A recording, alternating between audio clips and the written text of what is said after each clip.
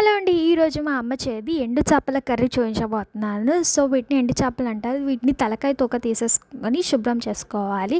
So బేసిక్గా మా నాన్నమ్మ దీన్ని నత్నీలు కూడా అనేది. సో మా మదర్ చూపించిన విధంగా దీన్ని తలకాయ తోక తీసేసుకొని శుభ్రం చేసుకోవాలి. ఆ తర్వాత గోరువెచ్చని నీటితో వీటిని శుభ్రంగా కడుక్కొని నూనెలో కాస్తంత ఫ్రై చేసుకొని పక్కన పెట్టేసుకోవాలి. ఇప్పుడు అదే కడాయిలో కొద్దిగా ఆయిల్ వేసుకొని మనం సన్నగా తరుక్కున్న ఉల్లిపాయలను వేసుకోవాలి. ఉల్లిపాయలు కాస్త మగ్గిన తర్వాత ఫ్రెష్గా మనం పేస్ట్ చేసుకున్న అల్లం వెల్లుల్లి అలాగే పసుపు వేసి ఉల్లిపాయల్ని ఇంకాస్త మగ్గించుకోవాలి. ఆ తర్వాత ఉల్లిపాయలు చక్కగా మగ్గిన తర్వాత టేస్ట్కి సరిపడంత కారం ఉప్పు వేసి అలాగే మనం ముందుగా రోస్ట్ చేసి పెట్టుకున్న ఎండు చేపలను కూడా వేసి కొద్దిగా మగ్గించుకోవాలి, ఉప్పు కారాలు పట్టేంత వరకు. ఆ తర్వాత దాంట్లో మన కర్రీకి సరిపడంత వాటర్ వేసి కొద్దిగా ధనియాల పొడి వేసి చివరన కొత్తిమీర వేసుకొని తినేస్తే ఎంతో బాగుంటుంది. ఎంతో టేస్టీ ఎండు చేపల కర్రీ రెడీ.